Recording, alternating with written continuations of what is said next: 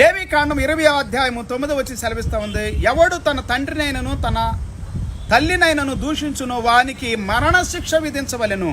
వాడు తన తండ్రినో తల్లినో దూషించను కనుక తన శిక్షకు తానే కారకుడు అనుంది.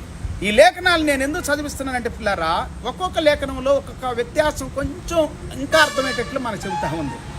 సో కాబట్టి ఇవి ఆజ్ఞలు, కనికరం చూపాల్సినవి, దయ చూపాల్సినవి, కనికరం కలిగి దయ కలిగి ఉండాలని, వాక్య భావాన్ని మనం గ్రహించిన వారిగా ఉండాలని దేవుని వాక్యం సెలవిస్తూ ఉంది.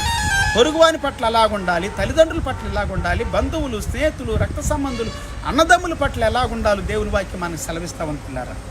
ద్వితీయోపదేశకాండం 5:16 నీ దేవుడైన యెహోవా నీకు అనుగ్రహించు దేశంలో నీవు దీర్ఘాయుష్మాంతుడగునట్లు నీకు క్షేమము కలుగునట్లు నీ దేవుడైన యెహోవా నీకు ఆజ్ఞాపించిన లాగున నీ తండ్రిని నీ తల్లిని సన్మానించవలెను.